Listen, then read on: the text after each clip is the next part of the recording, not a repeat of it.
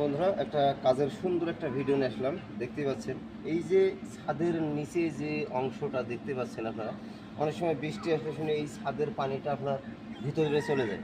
তো সেই হিসাবে অনেকজন শুনে এই সাইড দিয়ে কাইটি দেয়, কাইটি দিলেও দেখা যাচ্ছে যে দেখতে খারাপ লাগবে, অতটা ভালো লাগে না। সেই হিসেবে পানিটা শুনে আপনার ভিতর মুখও যায়। তো এই জন্য আমরা চিন্তা করি যে সবসময়ের জন্য এমনি একটা আলাদা একটা বিট দিলে দেখা যায় আরও খুব সুন্দর লাগবে।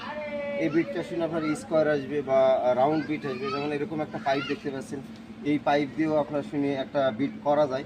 এই সুন্দর করে এই ঘাটটা দিয়ে একটা বিট করলে দেখা যায় বৃষ্টির পানিটা আপনার ভিতরে যাবে না। সেই হিসাবে আপনার কাজটা খুব সুন্দর লাগবে। এবং আরেকটা পয়েন্ট যে রাউন্ড বিটটা আসবে সেটাও আপনার রং করলে শুনে আরও খুব ভালো লাগবে। তো দেখেন আমি বিটটা কীভাবে দিয়ে তৈরি করি, আপনারা সঙ্গে থাকবেন ভিডিওটি।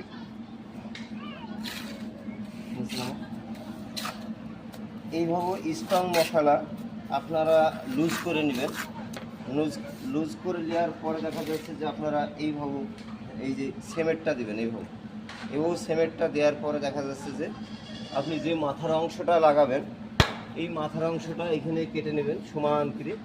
তারপরে এই পাইপের মাথায় দেখা যাচ্ছে যে এখানে সমান করে কেটে নেওয়ার পরে আপনি যখন করবেন তখন অ্যাকুরেটভাবে লাগাবেন। লাগানোর পরে দেখা যাচ্ছে যে এই স্যাম্পল এইভাবে আপনি উল্টা মুখো একটু টান দেবেন, দেখা যাচ্ছে যে আপনার বিটটা করে রেডি হয়ে গেল।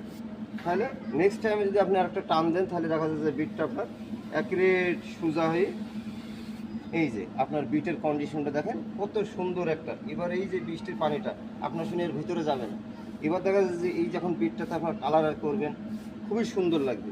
এই হিসাবে বৃষ্টির খাতিরে দেখা যাচ্ছে সানসেটের বা সিলিংয়ের সাইডে কার্নিশের আপনি এই বিটটা ব্যবহার করবেন, দেখবেন যে আপনার পারফেক্ট কাজের সৌন্দর্য একটা বাড়বে। তো ভিডিওটি ভালো লাগলে অবশ্যই লাইক শেয়ার করবেন বন্ধুরা। আরও নতুন নতুন ভিডিও আমি আপডেট দেবো আপনাদের মাঝে। অবশ্যই ভিডিওটি লাইক করবেন এবং শেয়ার করবেন, কমেন্ট করবেন।